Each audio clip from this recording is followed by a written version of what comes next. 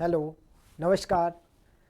आज हम पढ़ेंगे अपना यजुर्वेद कंप्लीट करेंगे। कौन सा यजुर्वेद कंप्लीट करेंगे। यजुर्वेद में हमने अभी तक पढ़ लिए थे, पृष्ठभूमि देख ली थी, शाखाएं देख रहे थे, शाखाएं देख ली, पाठकर्ता, उपवेद। और इसके बाद अब हम अपनी जो क्लास बीच में रह गई थी, मतलब अधूरी क्लास रह गई थी, आज हम उसे कंप्लीट करेंगे। और अपना बचा हुआ टॉपिक है ब्राह्मण ग्रंथ। कौन कौन सा? ब्राह्मण ग्रंथ, आरण्यक, उपनिषद। ठीक है, आज हम इन तीनों को कंप्लीट करेंगे। किसको करेंगे? तीनों को कंप्लीट करेंगे। अर्थात आज हम यजुर्वेद के ब्राह्मण ग्रंथ, आरण्यक और उपनिषद तीनों चीजों को कंप्लीट करेंगे। ठीक है, तो अब इससे पहले हमने देखो पृष्ठभूमि देखी थी ना, यह पृष्ठभूमि लिखी भी है। यजुर्वेद में विभिन्न यज्ञों, कर्म कांडों एवं उससे संबंधित विधि विधानों के श्लोकों का विस्तृत वर्णन दिया गया। क्या है भैया यजुर्वेद? यजुर्वेद में यज्ञों, कर्मकांडों एवं उनसे संबंधित विधि विधानों का विस्तृत वर्णन दिया गया है। ठीक है, किसमें दिया गया है? यजुर्वेद में।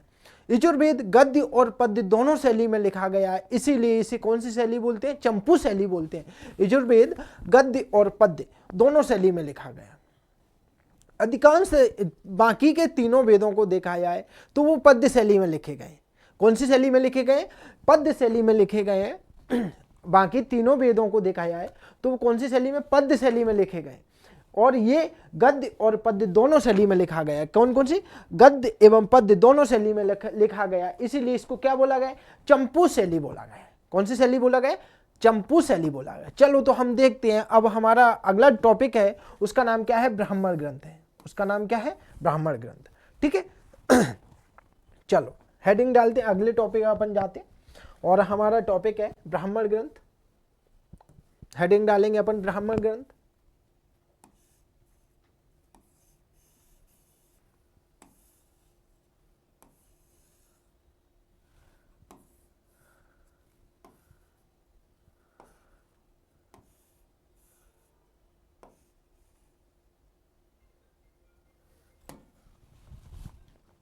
क्या डालना है? ब्राह्मण ग्रंथ। ठीक है, अगला टॉपिक हमारा है ब्राह्मण ग्रंथ। लिखते हैं,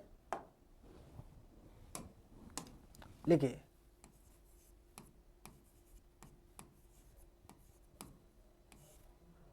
ब्राह्मण ग्रंथ।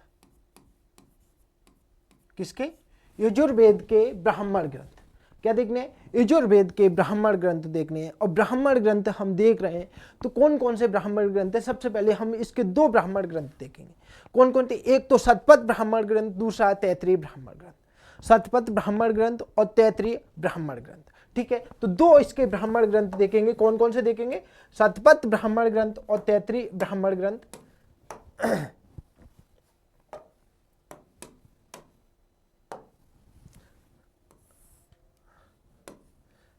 नंबर एक, शतपथ ब्राह्मण ग्रंथ। शतपथ ब्राह्मण ग्रंथ। और नंबर दो, तैत्रीय ब्राह्मण ग्रंथ। कौन सा? तैत्रीय। नंबर दो, तैत्रीय ब्राह्मण ग्रंथ।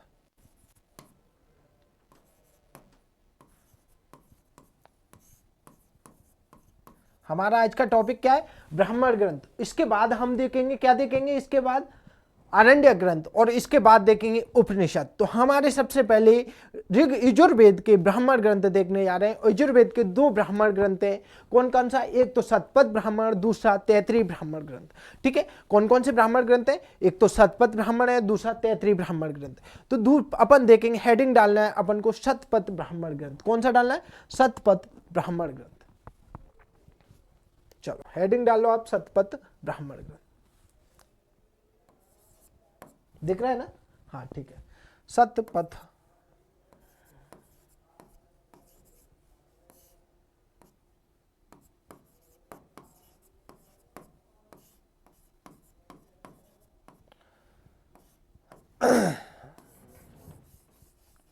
क्या डालना है? शतपथ ब्राह्मण ग्रंथ। हेडिंग क्या है? शतपथ ब्राह्मण। शतपथ ब्राह्मण ग्रंथ में क्या क्या बताया गया है वो अपन को यहां देखने। सबसे पहले तो इसे लघु वेद के नाम से जानते हैं। शतपथ ब्राह्मण ग्रंथ किसका ब्राह्मण ग्रंथ है? यजुर्वेद का ब्राह्मण ग्रंथ है। और सबसे पहली लाइन लिखनी है कि शतपथ ब्राह्मण ग्रंथ को लघु वेद के नाम से जानते हैं, क्योंकि यह एक निश्चित, ठीक है, शतपथ ब्राह्मण ग्रंथ को किस नाम से जानते हैं? लघु ब्राह्मण ग्रंथ के नाम से जानते हैं, क्योंकि ये सीक्वेंस में लिखा गया है, निश्चित लिखा गया है, और ये विस्तृत भी है, ठीक है, सबसे विस्तृत भी है, एक सीक्वेंस में लिखा गया, इसीलिए इसको किस नाम से जानते हैं? लघु वेद के नाम से जानते हैं। तो लिखो पहले तो इसको ये लिखो पहले सब, इसको लघु वेद के नाम से जाना जाता है। लघु वेद के नाम से जाना जाता है, इसको लघु वेद के नाम से जाना जाता है।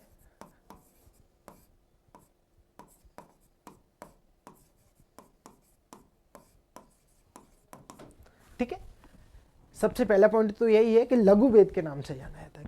क्यों जाना जाता है? क्योंकि ये विस्तृत है, एक सीक्वेंस में लिखा गया है, बहुत सारी जानकारी दी जाती है, सबसे बड़ा ग्रंथ है, सबसे बड़ा ब्राह्मण ग्रंथ है।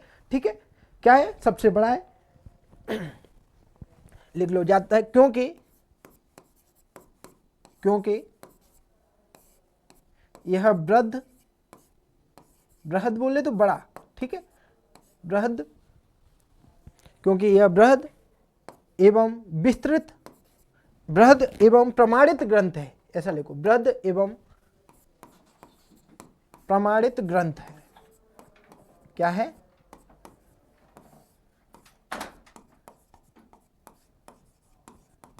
क्योंकि यह बृहद एवं प्रमाणित ग्रंथ है। शतपथ ब्राह्मण ग्रंथ को किस नाम से जाना जाता है?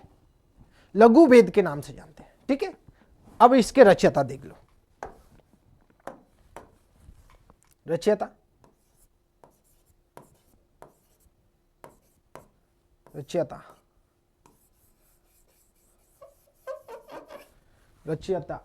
डैश करके लिखो, ऋषि याज्ञवल्क। कौन है? ऋषि याज्ञवल्क।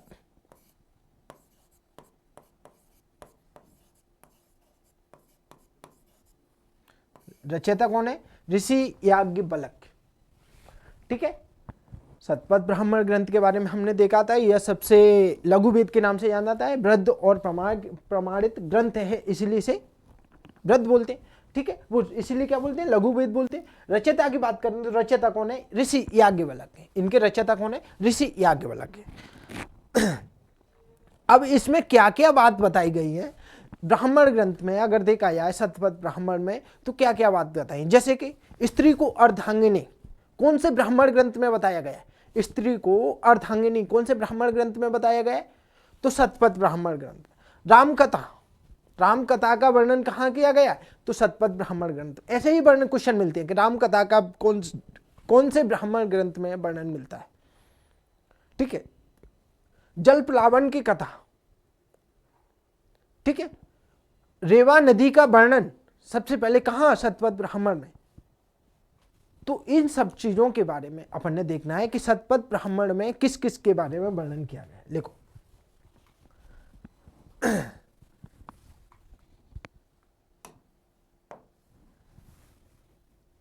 वर्णन, इसमें लिख लो शतपथ ब्राह्मण में वर्णन, हेडिंग है अपनी, शतपथ ब्राह्मण ग्रंथ में लिखो, शतपथ ब्राह्मण ग्रंथ में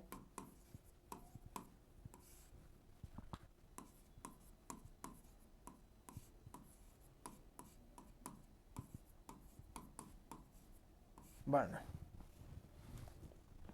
ठीक है, शतपथ ब्राह्मण ग्रंथ में वर्णन।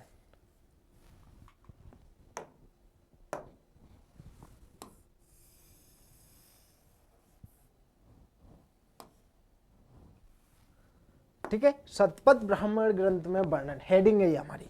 अब इसमें अपन हेडिंग है, इसमें लिखेंगे क्या क्या वर्णन किया गया है, देखते हैं। लिखो, पहला पॉइंट लिखो, स्त्री को अर्धांगिनी बताया गया। स्त्री को अर्धांगिनी कहा गया है। अर्धांगिनी, स्त्री को अर्धांगिनी कहा गया है।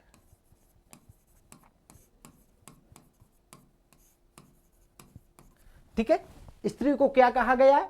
अर्धांगिनी कहा गया। कहाँ कहा गया? शतपथ ब्राह्मण में कहा गया। स्त्री को अर्धांगिनी कहां पर कहा गया?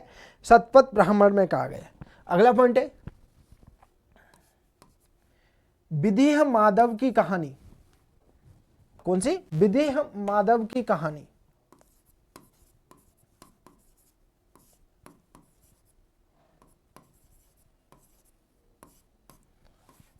विदेह माधव की कहानी क्या भैया? विदेह माधव की कहानी अर्थात देखा जाए विदेह माधव की कहानी अर्थात देखा जाए कि वैदिक आर्यों का पूर्वी विस्तार किसने किया था? वैदिक आर्यों का पूर्वी विस्तार किसने किया था? गौतम राहुगढ़ ने किया। दक्षिण में अगर उनका विस्तार, अगर उसका प्रचार प्रसार की बात करें, विस्तार की बात करें, तो दक्षिण में कौन थे? ऋषि अगस्त्य थे। कौन? ऋषि अगस्त्य। और पूरब की बात करें तो कौन थे? गौतम राहुगढ़। कौन थे? गौतम राहुगढ़ थे। पूरब में बात करें तो कौन थे? गौतम राहुगढ़ थे। और दक्षिण की बात करते हैं तो कौन थे? दक्षिण में ऋषि अगस्त्य थे। ठीक है, तो अपन विदेह माधव की कहानी पढ़ते हैं। तो राजा विदेह का जो राजा माधव था, उसके मुंह में अग्नि का वास था। उसके मुंह में अग्नि का वास था। और एक दिन सरस्वती नदी के किनारे बैठकर दोनों चर्चा कर रहे थे। क्या कर रहे थे? चर्चा कर रहे थे। कौन? गुरु और शिष्य। मतलब माधव के जो गुरु थे, विदेह के राजा माधव थे, उनके गुरु राहुगढ़ दोनों बैठकर विस्तृत चर्चा कर रहे थे। तो उनके मुंह में, माधव के मुंह में अग्नि का वास था। अग्नि का जब घृत शब्द का प्रयोग किया गया तो अग्नि मुंह से निकलकर पूरब की ओर बढ़ गई थी। और पूरब की ओर बढ़ी थी तो पूरब की ओर बढ़ते बढ़ते कहां तक पहुंच गई? गंडक नदी तक पहुंच गई थी। और उसके पीछे करते मतलब उस अग्नि का पीछा करते हुए गौतम राहुगढ़ और शिष्य, उनका शिष्य जो राजा हुआ के राजा थे, कौन? माधव, वो दोनों गए थे। और वो गंडक नदी को पार नहीं कर सकी तो वहां तक अग्नि ने उस क्षेत्र को जला दिया और पूरब में उसका विस्तार हो गया। अर्थात पूरब में विस्तार की बात करें तो कौन से ऋषि का नाम आता है? गौतम राहुगढ़ का आता है। ठीक है, विदेह माधव की कहानी। अगला पॉइंट लिखो, पूर्वा उर्वशी की कहानी। पूर्वा उर्वशी आख्यान। पूर्वा उर्वशी आख्यान। पूर्वा उर्वशी आख्यान। आख्यान बोले तो कहानी। ठीक है, शायद मैंने आपको सुनाई भी थी पूर्वा उर्वशी आख्यान।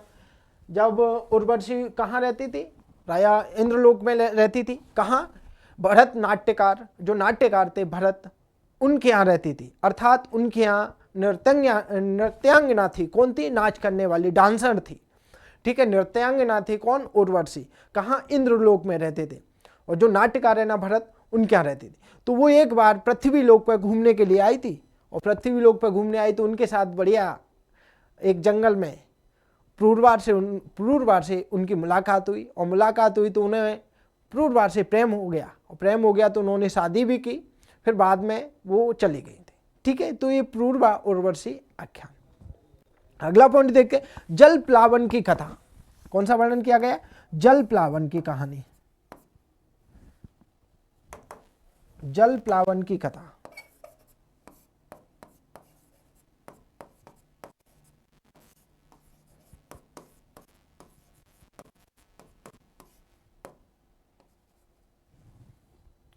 ठीक है, जल प्लावन की कथा।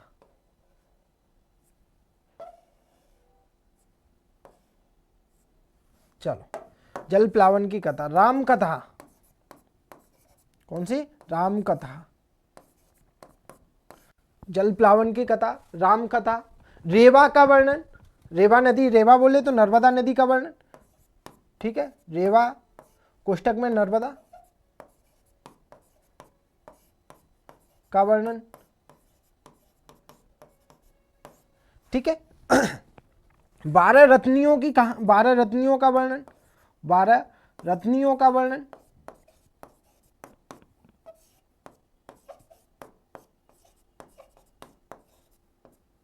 बारह रत्नियों का वर्णन। ठीक है, और क्या है इसमें, और भी है, देखो एक आध और मिल जाएंगे। उपनयन संस्कार के बारे में बताए गए, किसके बारे में, उपनयन संस्कार, यहां लिख देते हैं उपनयन संस्कार।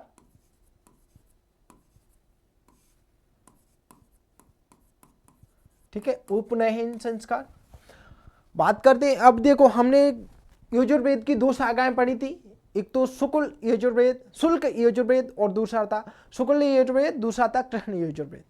तो जो अपन शतपथ ब्राह्मण पढ़ रहे हैं ना, शतपथ ब्राह्मण ग्रंथ, वो कौन से यजुर्वेद का है, तो शुक्ल यजुर्वेद की शाखा है। कौन सी, यहाँ लिख लो, यहाँ पे शुक्ल यजुर्वेद कोष्ठक में लिख लेना, शुक्ल यजुर्वेद की शाखा, यजुर्वेद का ब्राह्मण ग्रंथ है। ठीक है, शुक्ल यजुर्वेद, हमने इतनी चीजें पढ़ी है। ठीक है, शुक्ल यजुर्वेद का ब्राह्मण ग्रंथ है। अब ये किसके बारे में हो गया अपना, शतपथ ब्राह्मण ग्रंथ के बारे में हमने अधिकांश तक चीज देख ली। कुछ चीजों और बचती हैं, एक आध और बता देता हूं, जैसे मत्स्य अवतार, प्रलय की कहानी। ठीक है, भगवान विष्णु का मत्स्य अवतार, यही लिख देते हैं अपन।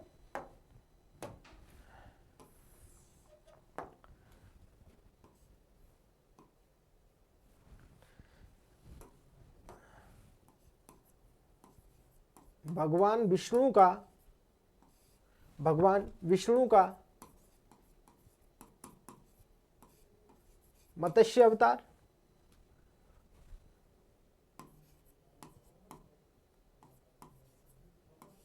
ठीक है,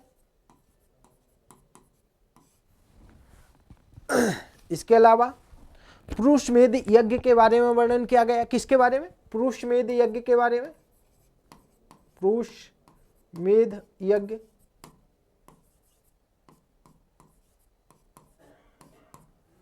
मत्स्य अवतार। ठीक है, पुरुषमेध यज्ञ, ये सारी चीजें कहां बताई गई हैं, शतपथ ब्राह्मण ग्रंथ में बताई गई हैं।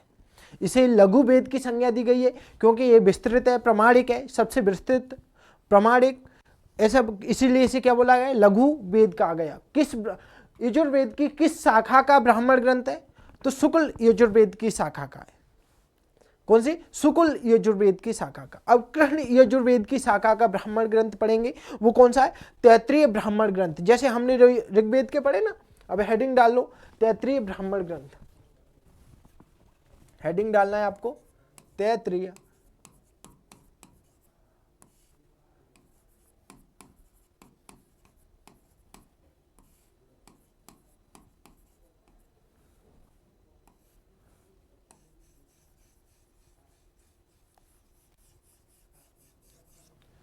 कौन सा, तैत्रीय ब्राह्मण ग्रंथ। कौन सी यजुर्वेद की शाखा का ग्रंथ है, तो पूछा जाता है तैत्रीय ब्राह्मण ग्रंथ कौन सी यजुर्वेद की शाखा का ग्रंथ है, ब्राह्मण ग्रंथ है, तो वो लिखेंगे अपन इसके आगे कृष्ण यजुर्वेद। कौन सी, कृष्ण यजुर्वेद की शाखा का ग्रंथ, कृष्ण यजुर्वेद की शाखा का ग्रंथ।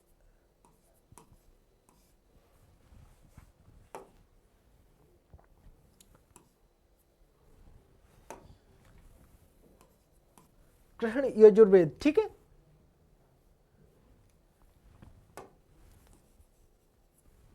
अच्छे से नहीं दिख रहा है। ठीक है, कौन सी यजुर्वेद की शाखा का ग्रंथ है, तो कृष्ण यजुर्वेद की शाखा का ग्रंथ है, तैत्रीय ब्राह्मण ग्रंथ की बात करते हैं। कौन से ब्राह्मण ग्रंथ की बात करेंगे, तैत्रीय ब्राह्मण ग्रंथ की बात करते हैं। अब तैत्रीय ब्राह्मण ग्रंथ में क्या क्या बताया गया है वो अपन देखेंगे। चलो लिखते हैं अपन इसमें, पहले इनके सबसे पहले रचयिता देखेंगे।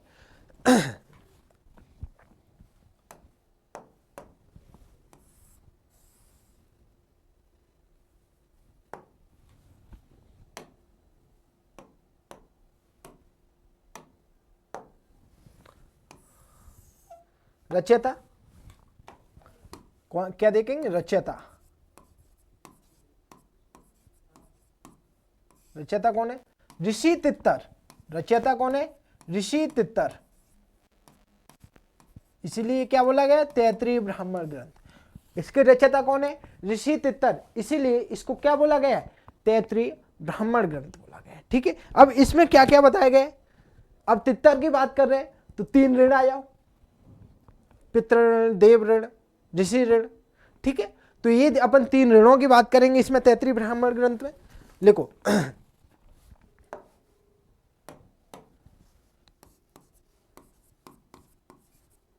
3 ऋणों का वर्णन।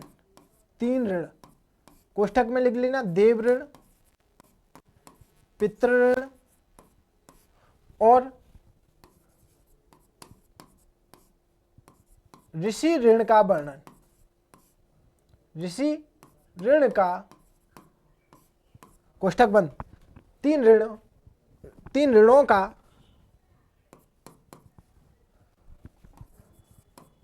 वर्णन। ठीक है, 3 ऋणों का वर्णन। अगला लिखो पंचमहायज्ञ। पंचमहायज्ञ, पंचमहायज्ञ कोष्ठक में लिखो पंचमहायज्ञ में ब्रह्म, देव, भूत, पितृ। ब्रह्म, देव, भूत, पितृ और अतिथि और मनुष्य। मनुष्य और कौन सा? मनुष्य,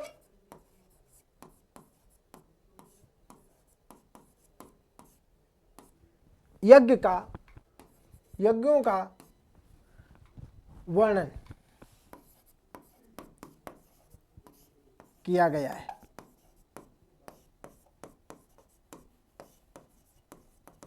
समझे? 3 ऋण, देव, पितृ, भूत का वर्णन किया गया है। पंच महायज्ञों का वर्णन किया गया है। ब्रह्म, देव, भूत, पितृ, मनुष्य यज्ञ, इनके बारे में कहाँ? तैत्रीय ब्राह्मण ग्रंथ में वर्णन मिलता है। कहाँ मिलता है इनके बारे में वर्णन? तैत्रीय ब्राह्मण ग्रंथ में वर्णन मिलता है। ठीक है। मांस भक्षण पर रोक लगाया गया, मतलब मनाही की गई है। मांस भक्षण की क्या बोला गया? मांस भक्षण की मनाही की गई है।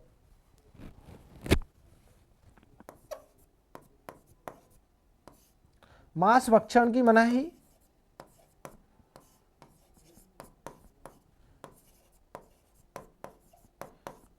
की गई है।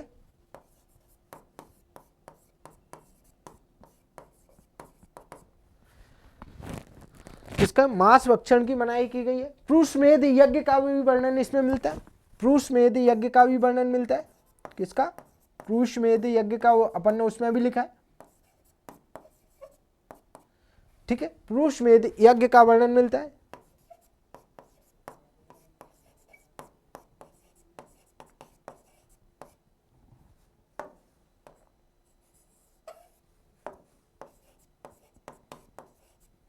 ठीक है, ये हो गया हमारा तैत्रीय ब्राह्मण ग्रंथ। किसका? कृष्ण यजुर्वेद की शाखा की बात करें, 2 शाखा आती है यजुर्वेद की। कौन कौन सी? शुक्ल यजुर्वेद और कृष्ण यजुर्वेद। अगर बात करें तो शुक्ल यजुर्वेद को मूल यजुर्वेद मानते हैं, क्योंकि उसकी रचना पद्य शैली में की गई है। और कृष्ण यजुर्वेद की बात करें तो इसकी रचना गद्य और पद्य अर्थात चंपू शैली में की गई है। कैसी? गद्य और पद्य अर्थात चंपू शैली में की गई है। इसीलिए मूल यजुर्वेद की बात करते हैं तो वो कौन सा था? शुक्ल यजुर्वेद था। कौन सा था? शुक्ल यजुर्वेद था। अब उनकी भी बात करते हैं कि उसमें भी शाखाएं, 2 शाखाएं, लेकिन उसके भी कुछ शाखाएं की उप शाखाएं बनाई गई थी। ठीक है, शाखाएं जैसे मध्यानंदन कण्व किसकी थी? शुक्ल यजुर्वेद की थी। तो वो शाखाएं अलग थी, लेकिन उपवेद शाखाएं की उप शाखाएं थी। ठीक है, अपन अब देख रहे हैं तैत्रीय ब्राह्मण ग्रंथ में कृष्ण यजुर्वेद की शाखा है। ब्राह्मण ग्रंथ है, रचयिता ऋषि तित्तर है। 3 ऋणों का वर्णन किया गया है, देव ऋण, पितृ ऋण, ऋषि ऋण। ठीक है, पंचमहायज्ञ, ब्रह्म यज्ञ, देव यज्ञ, भूत यज्ञ, पितृ यज्ञ, मनुष्य यज्ञ। ठीक है, मांस भक्षण की मनाही की गई है। पुरुषमेध यज्ञ का वर्णन किया गया। अब अगला देखते हैं अपन आरण्यक ग्रंथ। किसके? यजुर्वेद के आरण्यक ग्रंथ देखेंगे। अब अगली हेडिंग है हमारी यजुर्वेद के आरण्यक ग्रंथ।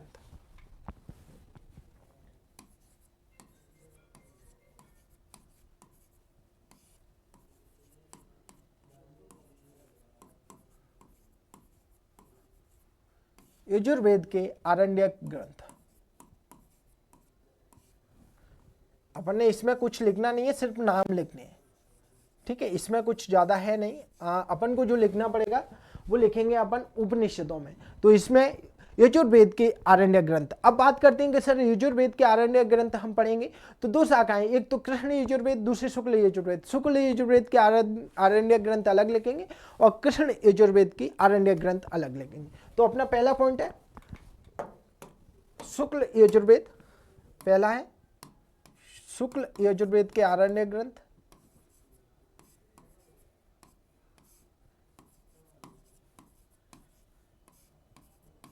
ठीक है, पहला कौन सा है?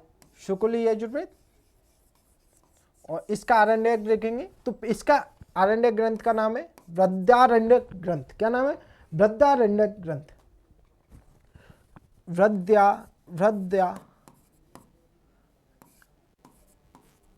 बृहदारण्यक क्या है? बृहदारण्यक। इसमें डैश करके लिखिए, इसमें डैश करके लिखिए, आप डैश करके लिखो। यह शुक्ल यजुर्वेद की, यह शुक्ल यजुर्वेद की, यह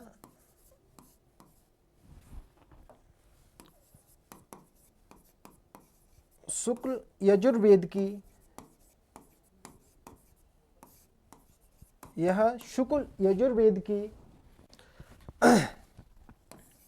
मध्यानंदिन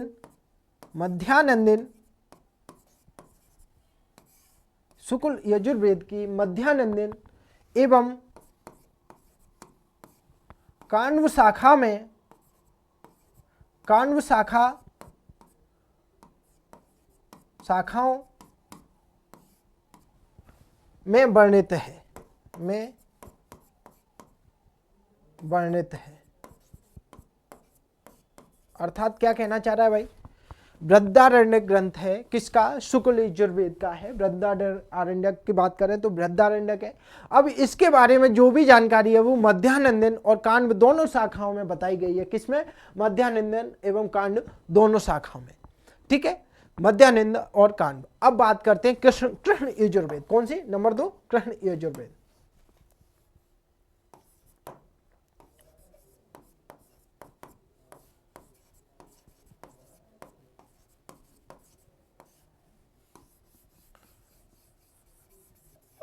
इसके 2-3 लोग हैं, इसके कितने हैं?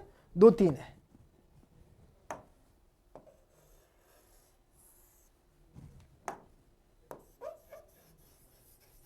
ठीक है, इसके 2-3 है। अपन 2-3 को पढ़ते हैं सबसे पहले। इसमें 2-3 भंडार आरण्यकों का वर्णन किया गया। कौन कौन से वो अपन देखते हैं। लिखो, पहला है शतपथ, तैत्तिरीय और मैत्रायणी। 3 है, अपन तीनों लिख लेते हैं।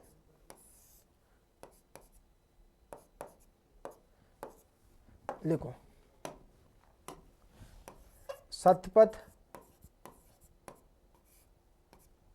मैत्रायणी,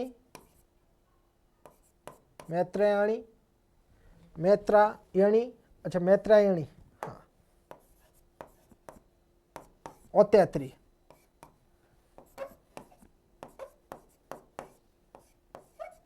शतपथ, मैत्रायणी और तैत्तिरीय 3 आरण्यक किसके हैं? कृष्ण यजुर्वेद की शाखा के। अर्थात देखो, ये आरण्यक तो है, मतलब जो इंपोर्टेंट है सिर्फ पूछे जाते हैं वो यही है। तो शुक्ल यजुर्वेद की अपन ने देखा बृहदारण्यक है, बृहदारण्यक है। कौन सा? बृहदारण्यक। और उसको, उसका वर्णन कहाँ मिलता है अपन को? सबसे जो दोनों से मिलकर बना है। कौन कौन से? एक तो मध्यानंद शाखा है, दूसरा काण्व शाखा है। ठीक है, अगर कृष्ण यजुर्वेद की बात करें तो एक तो शतपथ है, दूसरा मैत्रायणी है, तीसरा तैत्तिरीय है। अब आएंगे अपने उपनिषद अर्थात वेदांत। क्या आएंगे? उपनिषद अर्थात वेदांत। हेडिंग डालो अपने यजुर्वेद के उपनिषद। उपनिषद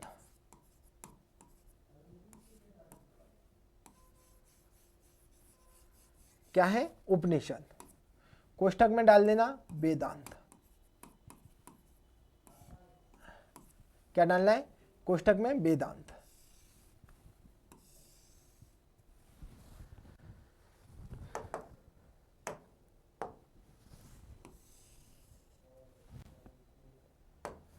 ठीक है, क्या डालना है? कोष्टक में वेदांत। अर्थात उपनिषद और वेदांत। अब बात करते हैं कि कौन कौन से उपनिषद हैं और उनमें क्या क्या वर्णन दिया गया है। तो अपन इसमें खास इंपोर्टेंट देखो, उपनिषद तो बहुत है, वेद हमारे पास 4 है, उपनिषद 108 है, लेकिन क्या हम सभी को पढ़ते हैं? नहीं पढ़ते। हम इंपोर्टेंट उपनिषद जरूर देखेंगे, इंपोर्टेंट उपनिषद जरूर देखेंगे। तो अपन लिखेंगे सबसे पहले शुक्ल यजुर्वेद के उपनिषद। किसके देखेंगे? शुक्ल यजुर्वेद के उपनिषद, या सभी को एक साथ में ले लो, ठीक है, सभी को एक साथ में लेकर देख लेते हैं। ऐसे नहीं बांटते हैं कि कृष्ण और शुक्ल भूल जाते हैं कि कौन सा कृष्ण का है कौन सा शुक्ल का है। अपन ने सिर्फ सभी को एक साथ में। तो हेडिंग डालो आप, पहला बृहदारण्यक उपनिषद। क्या है? पहली हेडिंग डालो बृहदारण्यक उपनिषद।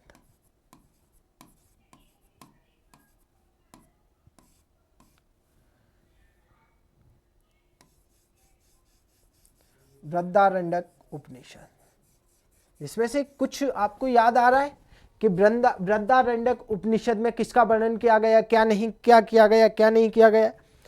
बताओ, कुछ बता सकते हो? अहम ब्रह्मास्मि, अहम ब्रह्मास्मि, ठीक है, ये शब्द कहां से लिया गया?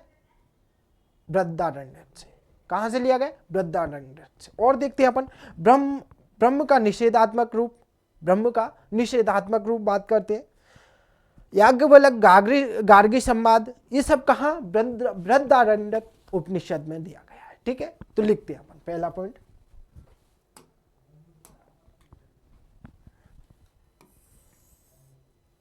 पहला पॉइंट इसमें लिखिए,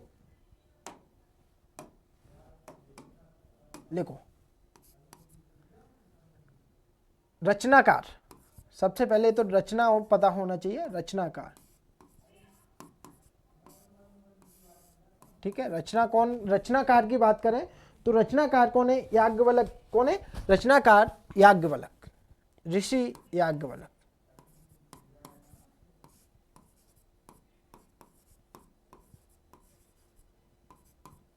रचनाकार कौन है? ऋषि याज्ञवल्क। पहला पॉइंट तो अपन को यह पता होना चाहिए कि इसकी रचना किसने की, तो रचनाकार है ऋषि याज्ञवल्क। अब अगला पॉइंट लिखिए इसमें, ब्रह्म का निषेधात्मक वर्णन। ब्रह्म का निषेधात्मक वर्णन।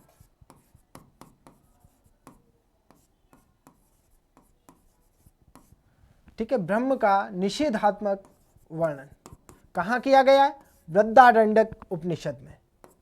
लिखो अगला पॉइंट, अहम ब्रह्मास्मि। अहम ब्रह्मास्मि शब्द,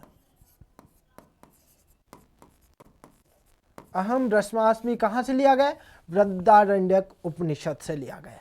ब्रह्म का निषेधात्मक वर्णन किया गया है। अहम ब्रह्मास्मि शब्द कहां से लिया गया है? तो कहां से लिया गया है? बृहदारण्यक उपनिषद से लिया गया। अगला पॉइंट लिखो, सर्वे भवन्तु सुखिनः। सर्वे भवन्तु सुखिनः।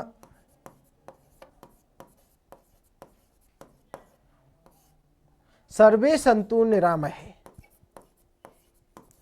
सर्वे भवन्तु सुखिनः, सर्वे सन्तु निरामये।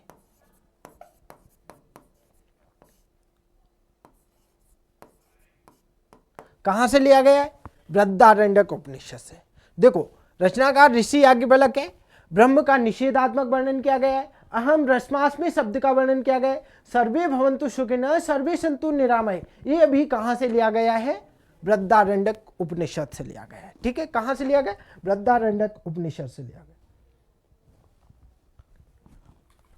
आत्मा के पुनर्जन्म का प्रथम रूप क्या है? आत्मा के पुनर्जन्म का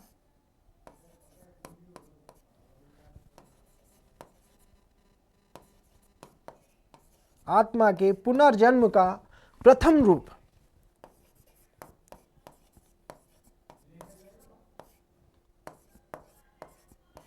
ठीक है, आत्मा के पुनर्जन्म का प्रथम रूप कहां से लिया गया? बृहदारण्यक उपनिषद से लिया गया।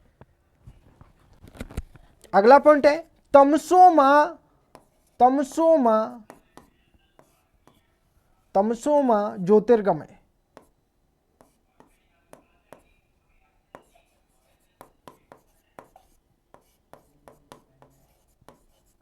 तमसो माँ ज्योतिर्गमय कहाँ से लिया गया? बृहदारण्यक उपनिषद से। देखो क्या क्या लिया गया, रचनाकार ऋषि याज्ञवल्क्य है। ब्रह्म का निषेधात्मक वर्णन किया गया है, अहम ब्रह्मास्मि शब्द, हम ही ब्रह्म है, ऐसा शब्द कहाँ है? बृहदारण्यक में। ठीक है, सर्वे भवन्तु सुखिनः सर्वे सन्तु निरामय, कहाँ? बृहदारण्यक में। आत्मा के पुनर्जन्म का प्रथम रूप बृहदा, तमसो माँ ज्योतिर्गमय, कहाँ? बृहदारण्यक में। इतनी सारी चीजें कहाँ पर? और अगला पॉइंट है इसमें, एक और लिख लो, जनक याज्ञवल्क्य संवाद।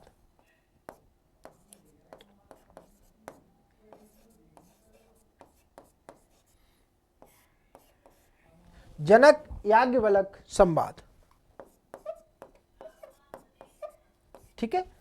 जनक याज्ञवल्क्य संवाद का भी वर्णन कहाँ मिलता है? बृहदारण्यक उपनिषद में मिलता है। अब अगले हेडिंग,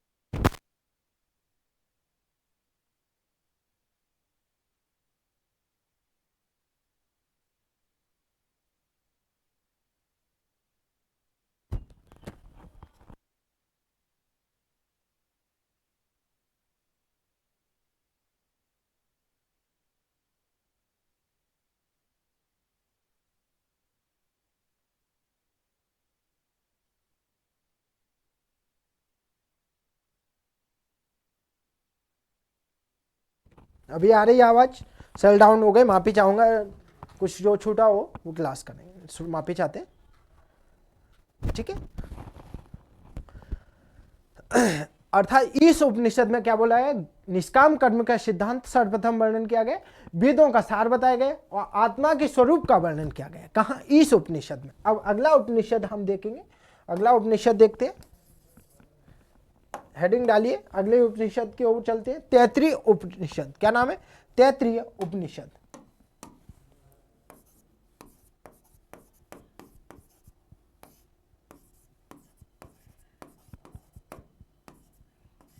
तैत्रीय उपनिषद। और इसमें अपन क्या क्या देखेंगे? अब इसके रचयिता की बात करेंगे तो रचयिता मैंने बताए थे ब्राह्मण ग्रंथ में ऋषि तित्तर। ठीक है, रचयिता कौन थे? ऋषि तित्तर। तो यहां रचयिता का नाम भी लिख लेना, ऋषि तित्तर द्वारा।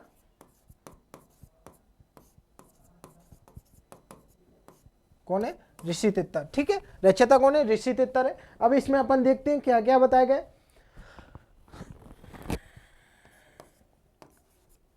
मातृदेवो भव, ठीक है, पितृदेवो भव,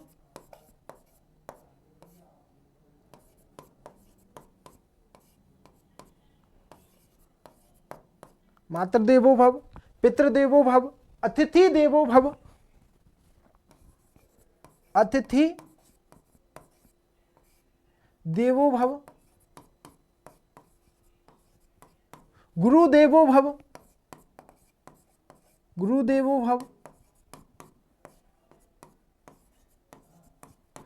ये सभी शब्द कहां मिलते हैं? तैत्रीय उपनिषद में मिलते हैं। कौन कौन से? मातृदेवो भव, पितृदेवो भव, अतिथि देवो भव, गुरुदेवो भव, आचार्य देवो, गुरु मतलब आचार्य देवो भव। ये सारी चीज कहां मिल रही है अपन को?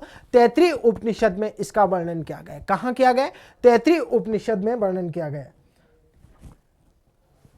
अगला पॉइंट है इसमें, अन्न ही ब्रह्म है।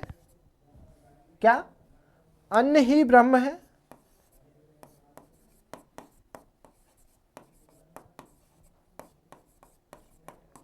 तप ही ब्रह्म है। अन्न ही ब्रह्म है, तप ही ब्रह्म है। ठीक है, मातृदेवो भव, पितृदेवो भव, अतिथि देवो भव, गुरुदेव आचार्य देवो भव, गुरुदेवो भव। अन्न ही ब्रह्म है, तप ही ब्रह्म है। अधिक अनाज उपजाओ, अधिक अनाज उपजाओ,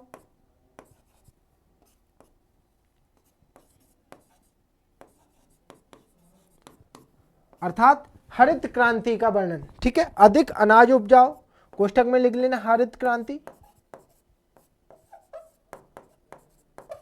ठीक है, कोष्ठक में क्या लिखना है? हरित क्रांति, अधिक अनाज उपजाओ। धर्म का आचरण करो, यहां लिख देता हूं अगला पॉइंट, कोष्ठक डैश करके यहां शुरू कर देता हूं। धर्म का आचरण करो,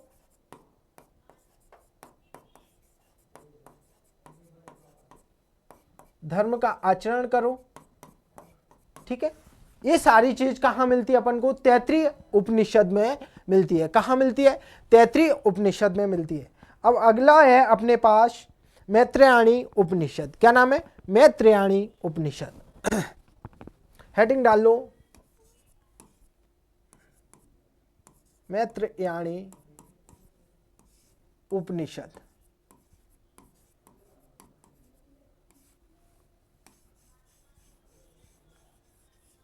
क्या है? मैत्रेयणी उपनिषद। अब देखो आपसे क्वेश्चन मिल जाएगा, कैसे मिलता है? अहम ब्रह्मास्मि शब्द कहां से लिया गया है? तो बृहदारण्यक उपनिषद से।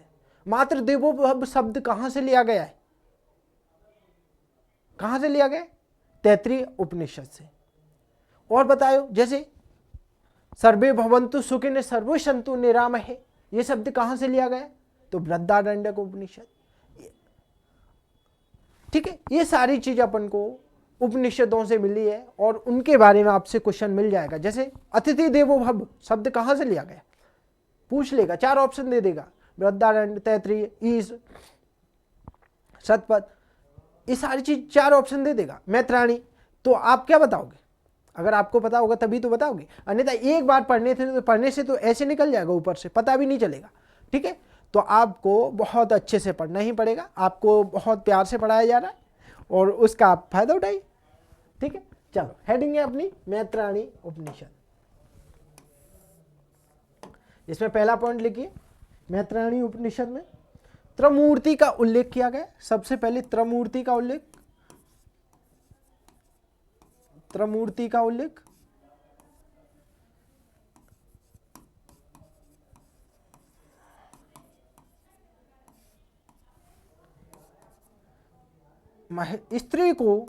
स्त्री को जुआ और शराब की भांति, और शराब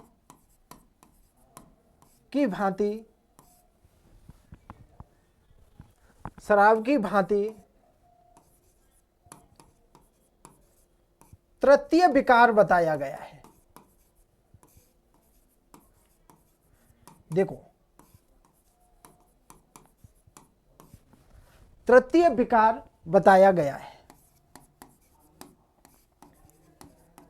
त्रिमूर्ति का उल्लेख किया गया है मैत्रायणी उपनिषद में। अगर बोला जाए मैत्रायणी संहिता या मैत्रायणी उपनिषद, तो इसमें स्त्री की जो दशा है वो कैसी बताई, निम्न कोटि की बताई गई। क्यों, कैसे, क्यों, अब कैसे बोलेंगे सर अपन के निम्न कोटि की, कि स्त्री को जुआ और शराब की भांति तृतीय विकार, मतलब जैसे किसी व्यक्ति को जुआ और शराब की लत लग जाती है, वो सब कुछ हार जाता है, इसी तरह स्त्री की लत भी एक व्यक्ति के लिए तृतीय विकार के रूप में काम करती है। ऐसा इसमें बताया, किसमें, मैत्रायणी उपनिषद में। लेकिन इसमें मैं ये नहीं बोला, मैं खुद से नहीं बता रहा हूं, मैत्रायणी उपनिषद में ऐसा बताया गया है कि स्त्री को जुआ और शराब की भांति क्या बताया गया, तृतीय विकार बताया गया है। ठीक है, अगला पॉइंट लिखिए।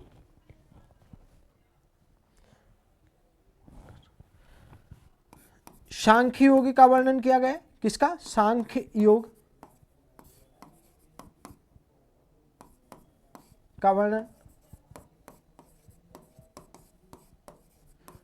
ठीक है, बौद्ध दर्शन का वर्णन, बौद्ध दर्शन का वर्णन।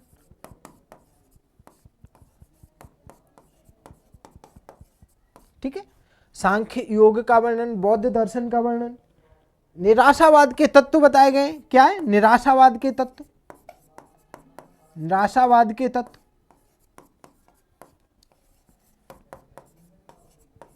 ठीक है, इतनी सारी चीजों का वर्णन अपने लिए महत्वपूर्ण है। कहाँ, मैत्रायणी उपनिषद में। सबसे पहले त्रिमूर्ति का उल्लेख किया गया, त्रिमूर्ति, उसके बाद स्त्री को